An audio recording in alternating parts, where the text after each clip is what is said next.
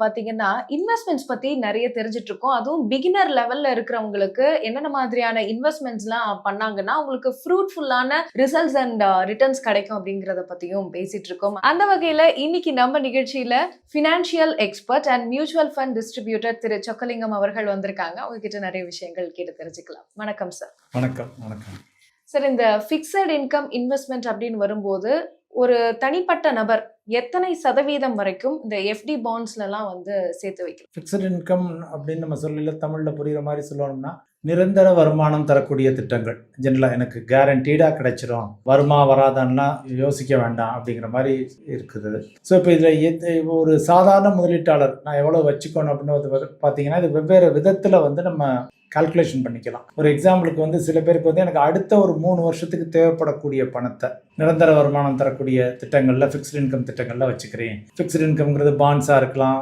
Fixed டெபாசிட்டாக இருக்கலாம், post office ஸ்கீம்ஸாக இருக்கலாம், இது மாதிரி எதுவாக அனுவிட்டியாக இருக்கலாம், இது மாதிரி எதுவாக வேணாலும் இருக்கலாம்.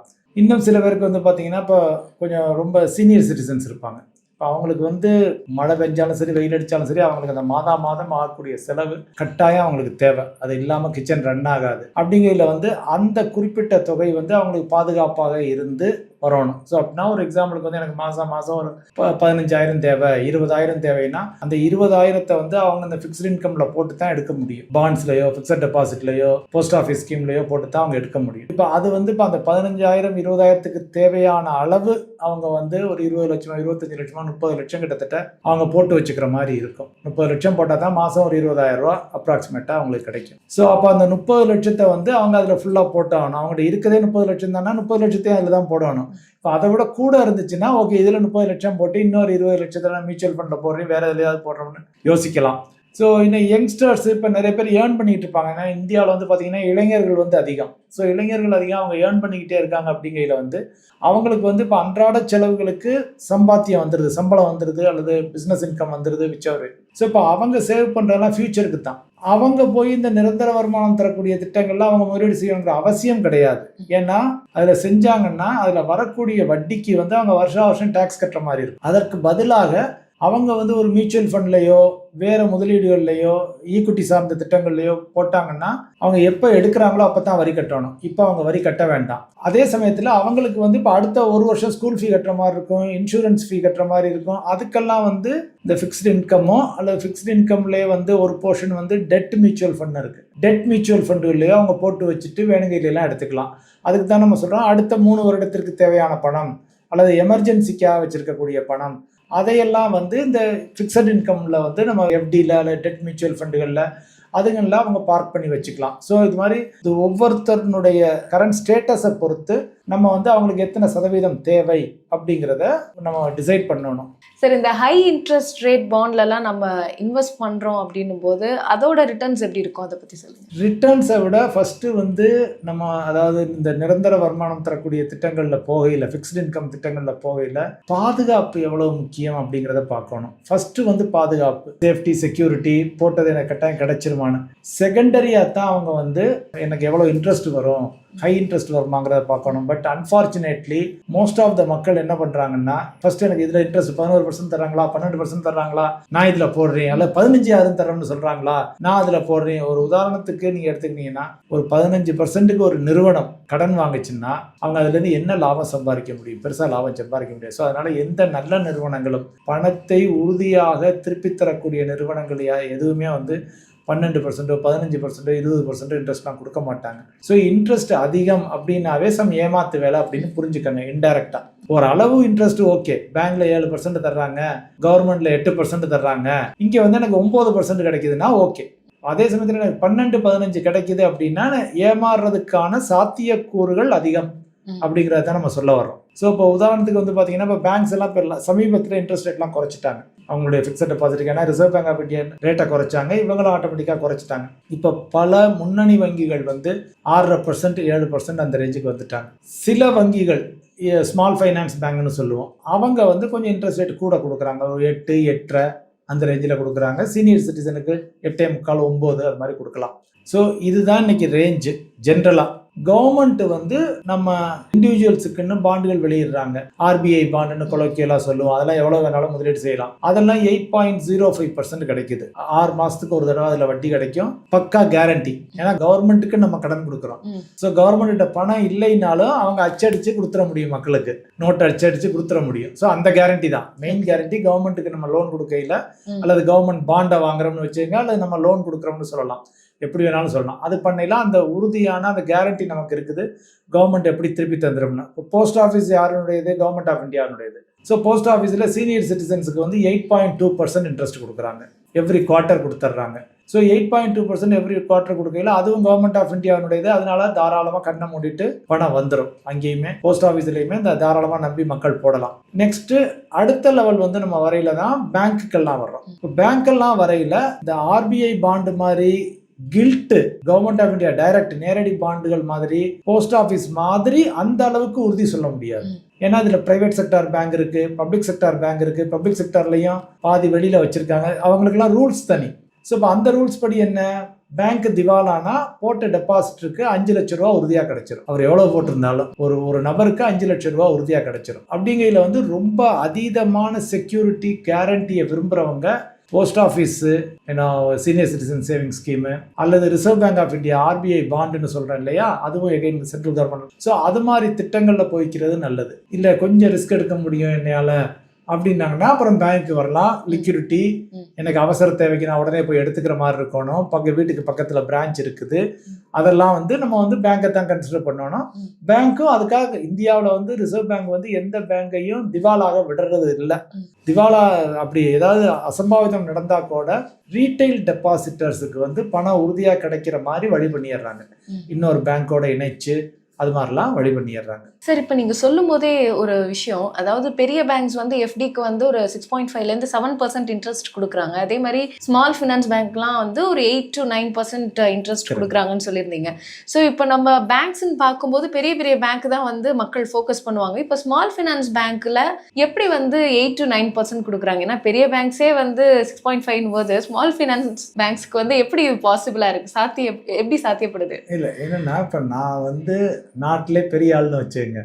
நான் நாட்டில் பெரிய ஆள்னா எல்லாரும் என்னை நம்பி கொண்டாந்து கடன் தர்றதுக்கு ரெடியாக இருக்காங்க. ஏன்னா நான் இத்தனை வருஷமா இருந்திருக்கேன். State Bank of India, HDFC Bank, ICICI Bank அல்லது Bank of India, Bank of Baroda, இவங்கெல்லாம் 100 வருஷமா இருக்காங்க, 150 வருஷமா இருக்காங்க. ஸோ அது அரசாங்கமும் பின்புலத்தில் இருக்கு அப்படிங்கிற கூடிய ஒரு நம்பிக்கை. ரெண்டாவது, பெரிய பேங்குகள்லாம் அவங்க எல்லாருக்கும் ஒய்டா தெரியுது, எல்லா இடத்துலையும் தெரியுது. அந்த பெரிய பேங்குகள் எல்லாம் வந்து அவங்க லோன் கொடுக்கையிலையும் ரொம்ப செலக்டிவான கஸ்டமருக்கு தான் கொடுக்குறாங்க. யாரு இன்கம் டேக்ஸ் பே பண்றாங்களோ அவங்களுக்கு தான் லோன் கொடுக்குறாங்க. இன்கம் டேக்ஸ் பே பண்ணாதவங்களுக்கு அந்த அளவு பெரிய கடன் கொடுக்கறது இல்லை. சின்ன கடன் கொடுப்பாங்க. ஒரு கிரெடிட் கார்டு 2 லட்ச ரூபாய்க்கு 1 லட்ச ரூபாய்க்கு கொடுப்பாங்க. ஒரு பர்சனல் லோன் 5 லட்ச ரூபாய்க்கு கொடுப்பாங்க. பட் 1 கோடி ரூபாய் எனக்கு கடன் வேணும், 50 லட்சம் கடன் வேணும்னா கம்பல்சரியா இன்கம் டேக்ஸ் ஃபைலிங் வேணும். ஸோ அப்படிங்கையில் வந்து அந்த இன்கம் டேக்ஸ் ஃபைல் பண்ற ஆள் வந்து குறைவான வட்டிக்கு தான் லோன் வாங்குவார். இவங்க 6-7% எப்படி எடுக்கிறாங்கன்னா அவங்களுக்கு லோன், ஹவுசிங் லோன் 8% கொடுப்பாங்க. வேற இந்த ஸ்மால் ஃபைனான்ஸ் பேங்க் எல்லாம் வந்து பாத்தீங்கன்னா இந்த இன்ட்ரெஸ்ட் ரேட் 9 கொடுக்க 8 to 9 கொடுக்குறாங்க. அவங்க வீட்டு கடன் கொடுத்தாங்கன்னா 12%, மினிமம் 12%, 13%, 15%, 12 to 15% வச்சுங்களேன். அந்த ரேஞ்சில் தான் அவங்க வீட்டு கடன் கொடுப்பாங்க. ரெண்டாவது, அவங்க சின்ன வங்கி அப்படிங்கிறத கண்டு அவங்க என்ன செய்யணும், சின்ன லெவலில் இப்போ 1-2 ஸ்டேட்டில் தான் மெயினாக இருப்பாங்க அவங்க. ஸோ அப்படிங்கையில் வந்து அவங்க அதிக இன்ட்ரெஸ்ட் ரேட்டு கொடுத்தா தான் அவங்ககிட்ட மக்கள் வருவாங்க முதலீடு செய்ய. அவங்க அதை காம்பன்சேட் பண்ணிக்கிறது எங்கன்னா அவங்க கடன் கொடுக்கறது அவங்களுடைய ரேட்டு ஜாஸ்தி. அதுதான் அதனுடைய இது. ஹேவிங் செட் தட், ஒரு லார்ஜ் பேங்கை கம்பேர் பண்ணையில் ஸ்மால் பேங்க் ரிஸ்க் அதிகம் டெபாசிட்டர் பாயிண்ட் ஆஃப் வியூவில். பட் நம்ம ஒரு கால்குலேட்டட் ரிஸ்க் எடுத்து, ஓகே இந்த பேங்க் ப்ராஃபிட்டபுளாக இருக்கா, நல்லா இருக்கா, ஓகே ஈக்விட்டாஸ் பேங்க்னு இருக்குது, இது ப்ராஃபிட்டபுளாக இருக்கான்னு நம்ம பார்த்துக்கணும். இன்னொரு ஸ்மால் ஃபைனான்ஸ், உஜ்ஜீவான் ஸ்மால் ஃபைனான்ஸ் பேங்க்னு இருக்குது, அது ப்ராஃபிட்டபுளாக இருக்கா அப்படின்னு கொஞ்சம் மக்கள் கொஞ்சம் வேலை செஞ்சுட்டு அதில் போடணும்.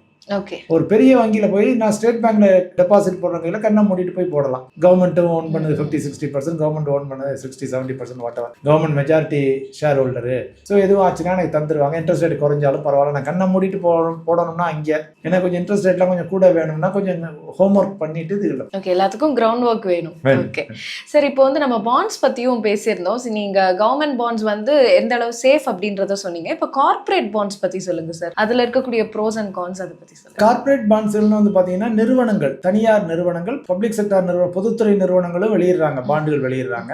ஸோ இப்போ அவங்க வந்து வெவ்வேறு பர்பஸுக்காக வெளியிடுவாங்க. இப்போ என்னன்னா, இப்போ பாண்ட்ல முதலீடு செய்ய போகையில் ஒரு முதலீட்டாளர் வந்து முக்கியமாக கவனிக்க வேண்டியது என்னன்னா கிரெடிட் ரேட்டிங். அது ஒவ்வொரு நிறுவனமுமே அந்த ரேட்டிங் வாங்குறாங்க. கிரெடிட் ரேட்டிங் ஏஜென்சிஸ்ன்னு இருக்காங்க.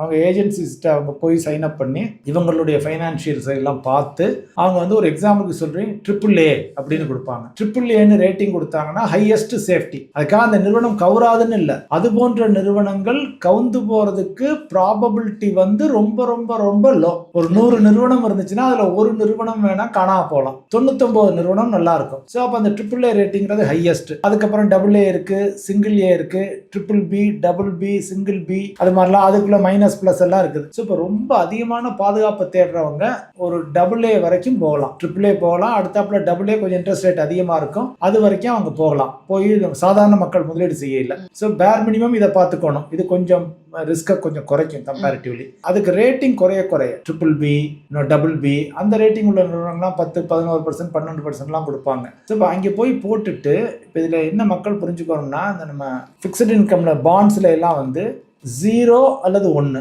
கிடைச்சா உங்களுக்கு அசலும் வட்டியும் சேர்த்து கிடைக்கும், போச்சுன்னா சுத்தமா போயிடும் கம்ப்ளீட்டா. அந்த நிறுவனம் நம்ம சமீபத்திலே பார்த்தோம், இன்னும் சில நிறுவனங்கள் பேங்குகளே வந்து லட்சுமி விலாஸ் பேங்க் இருந்துச்சு, எஸ் பேங்க், இது மாதிரிலாம் இந்த பல பேங்க் கூட சமீபமா தான் கொஞ்ச காலம் முன்னால இப்ப நல்லா இருக்குது.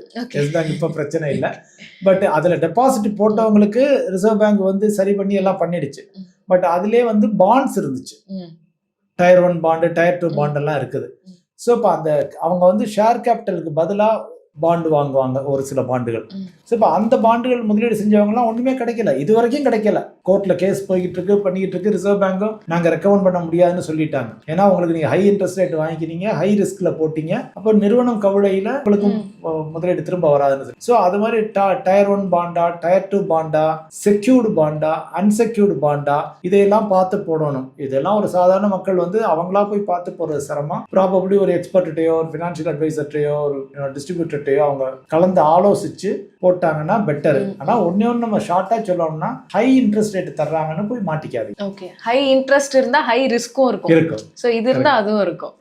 ஓகே சரி, இப்போ நம்ம பாண்ட்ஸ் பத்தி பேசும்போது அதுக்கான டாக்ஸேஷனும் இருக்கு இல்லையா? இப்போ கவர்மெண்ட் பாண்ட்ஸ்லயும் டாக்ஸேஷன் இருக்கு, கார்ப்பரேட் பாண்ட்ஸ்லயும் டாக்ஸேஷன் இருக்கு. அதை பத்தி சொல்லுங்க. இந்த டாக்ஸ்ல இருந்தெல்லாம் எப்படி நம்ம கொஞ்சம் அப்படியே தப்பிக்கலாம்? இந்த வருஷம் வந்து பாத்தீங்கன்னா 25, 26 ஃபினான்ஷியல் இயர் 25, 26ல வந்து ரீட்டைல் முதலீட்டாளர்களுக்கும் சரி, டெபாசிட் போடுறவங்களுக்கும் சரி ஒரு பெரிய விடுதலை அப்படின்னு சொல்லலாம்.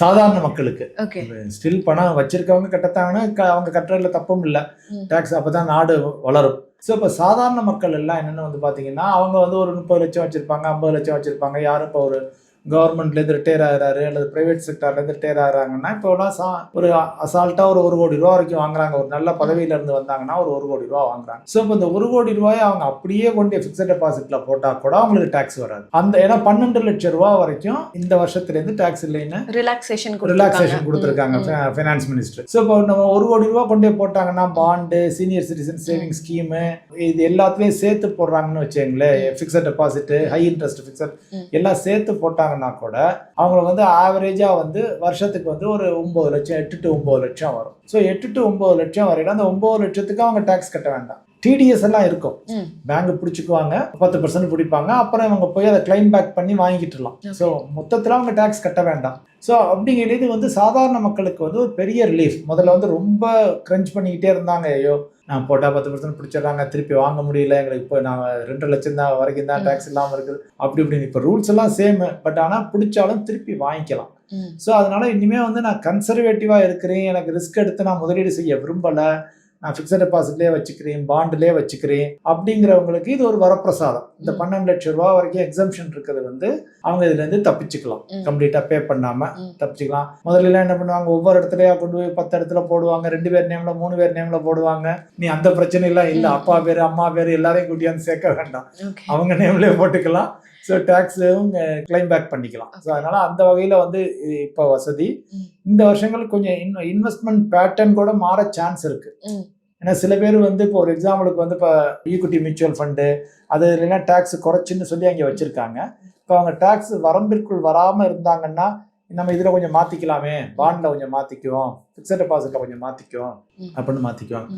கரண்டாக இப்போ டெபாசிட் போட போகிறவங்க ஒரு குறிப்பிட்டு கவனிக்க வேண்டியது என்ன அப்படின்னு வந்து பார்த்தீங்கன்னா, இன்ட்ரெஸ்ட் ரேட்டு ஆல்ரெடி விழுந்துருச்சு. கிட்டத்தட்ட ஒரு 1% ரிசர்வ் பேங்க் குறைச்சிருக்காங்க. ஃபர்தராகவும் இன்னொரு 0.5% 1% குறையும் அப்படின்னு எதிர்பார்க்கப்படுகிறது. ஸோ இந்த தருணங்களில் வந்து யூஸ்வலாக என்ன பண்ணுறாங்கன்னா, சீனியர் சிட்டிசன்லாம் கொஞ்சம் பயந்து எப்போ வேணாலும் பணம் தேவைப்படுமேன்னு பயந்து 1 இயர் டெபாசிட்லேயே போட்டு ரினியூ பண்ணுறாங்க. இப்போ 1 இயர் டெபாசிட்லேயே போட்டு அவங்க ரினியூ பண்ணாங்கன்னா, நீ இருக்க அடுத்த 2-3 வருஷத்துக்கு இன்ட்ரெஸ்ட் ரேட் குறைவாக தான் இருக்கும். இன்ட்ரெஸ்ட் ரேட் இப்போ போய் லாக் பண்ணுறது வந்து இப்போ ஒரு 3 வருஷத்துக்காவது லாக் பண்ணால் பெட்டர். இப்போ போடுறத வந்து ஓகே நான் இப்போ இன்ட்ரெஸ்ட் ரேட் ஹையாக இருக்குது அப்படின்னு பார்த்தாங்கன்னா ஒரு 3 வருஷத்துக்கு லாக் பண்ணிக்கிறது பெட்டரு. சாதாரண மக்களுக்கு வந்து RBI பாண்ட்ஸ் ஏற்கனவே பேசணும், ஃப்ளோட்டிங் ரேட் பாண்டுன்னு, government of India floating rate பாண்டுன்னு சொல்லுவோம், அல்லது RBI பாண்டுன்னு கொலோக்கியலாக சொல்லுவோம். ஸோ இந்த RBI பாண்டு வந்து 8.05% இப்போ தர்றாங்க. அதில் எவ்வளோ கோடி வேணாலும் போட்டுக்கலாம், எத்தனை லட்சம் வேணாலும் போட்டுக்கலாம், லிமிட்டே கிடையாது. என்ன காத்திருப்பு காலம் லாங் டேர்முக்கு ஒரு 7-8 வருஷம் லாக் ஆகும், அதுதானே தவிர வேற ஒன்றும் இஷ்யூஸ் இல்லை. ஸோ அதில் போட்டுக்கலாம். ஆனால் அதுக்கு வந்து எவ்ரி 6 மந்த்ஸுக்கு இன்ட்ரெஸ்ட் ரேட் மாறும். அப்படி மாறினால் கூட பேங்க் அளவுக்கெல்லாம் குறையாது. ஏன்னா மத்திய அரசாங்கம் வந்து அதை ஒரு சப்போர்ட் சிஸ்டம் மாதிரி வச்சிருக்கு. இன்ட்ரெஸ்ட் ரேட் குறைஞ்சுன்னா கூட அது அவங்க ரொம்ப குறைக்கிறது இல்லை. ஜென்ரலாக போஸ்ட் ஆஃபீஸ் ரேட்டை விட அங்கே கொஞ்சம் கூட கிடைக்கிற மாதிரி தான் வச்சிருக்காங்க அந்த RBI ஃப்ளோட்டிங் ரேட்ஸில். ஸோ அதனால இப்போ அது மாதிரி பாண்டுகளில் கூட மக்கள் வந்து கொஞ்சம் RBI பாண்ட்ஸ் எல்லாம் கொஞ்சம் லாக் பண்ணி வச்சுக்கலாம். இப்போ நான் சொன்னேன் இல்லையா, இன்ட்ரெஸ்ட் ரேட் குறையிறதுக்கு சான்ஸ் இருக்குன்னு. இதை வந்து எப்படி நான் ஓவர் கம் பண்ணிக்கலாம்? ஃபியூச்சர்லாம் குறையுங்கிறீங்க, இது எப்பவுமே எனக்கு தலைவலி தானே, சில சமயம் ஏறிக்கிட்டே போகுங்கிறீங்க, சில சமயம் இறங்கிட்டே போகுங்கிறீங்க. இந்த ஃப்ளோட்டிங் ரேட் அதுக்காக இல்லை, ஜெனரலாகவே இன்ட்ரெஸ்ட் ரேட் குறையும்னு நம்ம எதிர்பார்க்குறோம். மார்க்கெட்டில் ஃபிக்ஸட் டெபாசிட்டுக்கு எல்லாத்துக்குமே இன்ட்ரெஸ்ட் ரேட் குறையும் அப்படின்னு எதிர்பார்க்குறோம். அப்போ அதுக்கு நம்ம என்ன சொன்னோம், கொஞ்சம் லாங் டேர்மில் லாக் பண்ணிக்கணும். FD போட்டால் கூட ஒரு 3 வருஷம் சில பேர் 888 டேஸ் 1000 டேஸுக்கெல்லாம் அட்ராக்டிவ் இன்ட்ரெஸ்ட் ரேட் தர்றாங்க. ஸோ அதில் போட்டு லாக் பண்ணிக்கங்க, ஷார்ட் டேர்மாக போடாதீங்க. இன்ட்ரெஸ்ட் ரேட் குறையிற காலத்தில் வந்து நம்ம கொஞ்சம் லாங் டேர்முக்கு லாக் பண்ணிக்க சொல்கிறோம். ஃபிக்ஸட் டெபாசிட்லேயே ஒரு எக்ஸாம்பிள். இதை வந்து நான் எப்படி சமாளிக்கலாம், ஒரு ஸ்ட்ராட்டஜியாக ஒரு யுத்தியாக எப்படி பயன்படுத்தலாம், என்ன மாதிரி யுத்தியை பயன்படுத்தலாம் அப்படின்னா, FD லேடரிங்னு சொல்லுவோம். ஃபிக்ஸட் டெபாசிட் லேடரிங்னா ஏணி படிக்கட்டு மாதிரி. அதை எப்படி பண்றது அப்படின்னு வந்து பாத்தீங்கன்னா, ஃபார் எக்ஸாம்பிள் வந்து இப்போ என்னோட ஒரு 3 லட்சம் ரூபாய் இருக்கு. அந்த 3 லட்சம் ரூபாயை 3 பாகமா பிரிச்சுக்கிறேன். ஒவ்வொரு லட்சமா பிரிச்சுக்கிட்டு ஒரு லட்சத்தை ஃபர்ஸ்ட் 1 லட்சத்தை 1 இயர் FD, செகண்ட் 1 லட்சத்தை வந்து 2 இயர் FD, தேர்ட் மூணாவதா இருக்க 1 லட்சத்தை 3 இயர் FD. என்ன இன்ட்ரெஸ்ட் ரேட் இருந்தாலும் நான் கவலைப்படல. எனி டைம் நான் போய் இதில் இப்படி போட்டுறேன். போட்டுட்டு இந்த ஃபர்ஸ்ட் இயர் போட்டது வந்து 1 இயர் கழிச்சு மெச்சூர் ஆகும்ல, அப்போ அதை ரினியூ பண்றது திருப்பி 3 வருஷத்துக்கு பண்ணிடு. செகண்ட் இயர் போட்டது 2 வருஷத்துல மெச்சூர் ஆகும், அதை ரினியூ பண்ணல திருப்பி 3 வருஷத்துல. இதைத்தான் நம்ம CD லேடரிங்கிறோம், ஃபிக்ஸட் டெபாசிட் லேடரிங்னு சொல்றோம். ஸோ இப்படி பண்ணிட்டோம்னா எவ்ரி 1 இயருக்கு ஒரு டெபாசிட் மெச்சூர் ஆகும் எப்பவுமே. ஸோ எனக்கு ஆத்திர அவசரம்னாலும் நான் எடுத்துக்கலாம். நம்பர் 1. நம்பர் 2 வந்து பாத்தீங்கன்னா, நான் ஜென்ரலா ஒரு 3 இயர் FDக்கு ஆல்வேஸ் ரேட் ஹையரா இருக்கும். ஸோ அந்த 3 இயர் FD நான் இப்போ ஃபர்ஸ்ட் மட்டும்தான் 1 இயர் 2 இயர் போடுறேன், அதுக்கப்புறம் போடுறது எல்லாமே 3 இயர் FD தான். அப்படிங்கல அந்த எனக்கு ஹையஸ்ட் இன்ட்ரெஸ்ட் ரேட்டும் கிடைக்கும் ஆல்வேஸ். ஸோ அந்த ஒரு யுத்தியா பயன்படுத்திக்கணும் அப்படின்னா அந்த CD லேடரிங் மாதிரி பண்ணிக்கலாம் மக்கள். ஆர் FD லேடரிங் 3 பாகமா பிரிச்சுக்கிட்டு 1 இயர் 2 இயர் 3 இயர் FD போட்டுட்டு அதுக்கப்புறம் ரினியூ பண்ணையில பூரா 3 இயர்ஸ்க்கு ரினியூ பண்ணுவோம். ஸோ அதுவும் ஒரு நல்ல நமக்கு ஒரு நல்ல ப்ராஃபிட்டும் கிடைக்கும், மெச்சூர் ஆகிறதும் கரெக்டா இருக்கும். எவ்ரி இயர்க்கு இன்ட்ரெஸ்ட் ரேட் கிடைச்சிட்டு. நீங்க பேசும்போது கூட சொல்லியிருந்தீங்க, இந்த கவர்மெண்ட் பாண்ட்ஸ்ல வந்து இந்த ஃப்ளோட்டிங் ரேட்னு ஒரு விஷயம் இருக்கு இல்லையா, நம்ம வாங்கும்போது ஒரு அமௌண்ட் இருக்கும். இப்போ 8.05ன்ற மாதிரி சொல்லியிருந்தீங்க. சப்போஸ் இப்போ வாங்கும்போது 8.05 இருந்து ஒரு குறிப்பிட்ட காலத்துக்கு அப்புறம் நம்ம அதை சேல் பண்ணலாம், இல்ல செகண்டரி மார்க்கெட்ல வந்து நம்ம பிசினஸ் பண்ணலாம்னு நினைக்கும் போது அதோட ரேட்டு குறைஞ்சதுன்னா நமக்கு நஷ்டம் தானே? இல்ல இதுக்கு அடுத்து இப்போ 8.05 ஒரு வேல்யூ இருக்குல்ல, அது இம்ப்ரூவைஸ் ஆகிறதுக்கு வாய்ப்புகள் இருக்குமா? இல்ல இந்த ஃப்ளோட்டிங் ரேட்டை வந்து நம்ம எப்படி புரிஞ்சுக்க கரெக்ட் இல்ல. இப்ப என்ன சொல்றாங்கன்னா, இப்ப அரசாங்கம் வந்து சொல்றது என்னன்னா, நான் பாட்டுக்கு இன்னைக்கு ஒரு ரேட்டை போட்டு கொடுத்துட்டு நான் தந்துடுறேன்னு உறுதிமொழி கொடுத்துட்டு அதுக்கப்புறம் ஒரு வேளை இன்ட்ரெஸ்ட் ரேட் ரொம்ப குறைஞ்சு போய் நான் இதை வந்து ஒரு 7-8 வருஷத்துக்கு இதே இன்ட்ரெஸ்ட் ரேட் என்னால் கொடுத்துட்டு இருக்க முடியாது, அந்த ரிஸ்க் எடுக்க நான் விரும்பலை. ஸோ நான் நீங்க பாண்டு போடுறது 7 வருஷம் 8 வருஷத்துக்கு போடுங்க, ஆனால் நான் எவ்ரி 6 மாசத்துக்கு வந்து இன்ட்ரெஸ்ட் ரேட்டை வந்து கூட்டுவையும் குறைப்பேன் மார்க்கெட்டை பொறுத்து. இப்போ இதே ஃப்ளோட்டிங் ரேட்டு தான் உங்களுக்கு வந்து போஸ்ட் ஆஃபீஸ்லையும் இருக்கு. போஸ்ட் ஆஃபீஸில் பல ஸ்கீம்ஸ் இருக்கு இல்லையா, போஸ்ட் ஆஃபீஸில் நிறைய ஸ்கீம்ஸுக்கெல்லாம் வந்து அங்கேயுமே வந்து இன்னும் அப்பப்போ மாறுபடும் 6 மாசத்துக்கு ஒரு தடவை. ஸோ கவர்மெண்ட் ரிலேட்டட் ஸ்கீம்ஸ் எல்லாத்துக்குமே, சிறு சேமிப்பு திட்டங்கள் எல்லாத்துக்குமே வந்து இந்த செல்வ மகள் திட்டம் இது எல்லாத்துக்குமே இன்ட்ரெஸ்ட் ரேட் வந்து கிட்டத்தட்ட வேரியபிள்னு கொண்டு வந்துட்டாங்க. அதுதான் நம்ம ஃப்ளோட்டிங் ரேட்னு சொல்றோம். ஆனா இதுல என்ன நம்ம ஒரு இன்டைரக்டா மறைமுகமா புரிஞ்சுக்கணும் அப்படின்னு வந்து பாத்தீங்கன்னா, அவங்க குறைப்பாங்க. குறைச்சாங்கன்னா கூட மார்க்கெட் ரேட்டை விட பேங்க்ல கிடைக்கிற எஃப்டி ரேட்டை விடவெல்லாம் அதிகமாக தான் இருக்குது. இப்போ வெளியில பேங்க்ல 6.5 கொடுக்கல, இவங்க 7.7 கொடுப்பாங்க. இது 8.05ல இருந்து ஒரு 0.2 குறைப்பாங்க. லைக் ரொம்ப டிஃபரன்ஸ் வாஸ்டா இருக்காது, ரொம்ப கம்மியாவும் இருக்காது, ரொம்ப ஜாஸ்தியாவும். ஏன்னா அரசாங்கம், மத்திய அரசாங்கத்துக்கு வந்து மக்கள்கிட்ட ஓட்டு வாங்கணும், சாதாரண மக்களுக்கு பொலிட்டிக்கல் ரீசன்ஸ் இருக்கு. இன்டைரக்டா பொலிட்டிக்கல்னு நம்ம ஒண்ணு சொல்லலாம். இன்னொன்னு வந்து பாத்தீங்கன்னா சாதாரண மக்களுக்கு வந்து அதுதான் ஒரு அடைக்கலமா இருக்கு. நிறைய பேர் கவலைப்படுறாங்க, நான் சீனியர் சிட்டிசன் ஆயிட்டு நான் எதை நம்பி உயிர் வாழ்றது, நீங்க இன்ட்ரெஸ்ட் ரேட் எக்கானமி இம்ப்ரூவ் ஆகுதுங்கிறீங்க, இன்ட்ரெஸ்ட் ரேட்டை குறைச்சிடுறீங்க, அப்ப எங்களுக்கு பாதுகாப்பு என்ன, எங்களுக்கு பாதுகாப்பு என்ன இருக்குது அப்படின்னு கேக்குறாங்க. சோ அந்த பாதுகாப்புன்னு கேட்கறதுக்காகத்தான் இது மாதிரி திட்டங்களை வச்சிருக்காங்க. Senior citizen savings scheme, RBI bonds, இதுல எல்லாம் வந்து நீங்க தாராளமா எவ்வளவு வேணாலும் பண்ணிக்கங்க, ஒரு தைரியத்தோட பண்ணிக்கங்க, தன்னம்பிக்கையோட பண்ணிக்கங்க, நாங்க திருப்பி கவர்மெண்ட்டுங்கிறதுனால பணம் வந்துரும்னு சொல்லிட்டு. ஸோ இது வந்து இதுல வந்து இப்ப கார்பரேட்ஸ் எல்லாம் போய் இதுல முதலீடு பண்ண முடியாது. அந்த ஆர்பிஐ ஃப்ளோட்டிங் ரேட் பாண்ட்ல எல்லாம் ஒரு பிரைவேட் லிமிடெட் கம்பெனியோ வேற யாருமோ போய் நினைச்சா முடியாது. ஒன்லி ஃபார் இண்டிவிஜுவல்ஸ், யார் வேணாலும் பண்ணிக்கலாம். ஏழை பணக்காரது யார் வேணாலும் பண்ணிக்கலாம். ஆனா ஒன்லி இண்டிவிஜுவல்ஸ்க்கு தான், நிறுவனங்களுக்கு கிடையாது. ஸோ அது வந்து ஒரு சப்போர்ட் சிஸ்டம் மாதிரி தான். ஸோ அதனால மினிமம் ஒரு சப்போர்ட் நாங்கள் கொடுக்குறோம் அப்படின்னு சொல்லிட்டு கவர்மெண்ட் பண்ணிட்டு இருக்காங்க.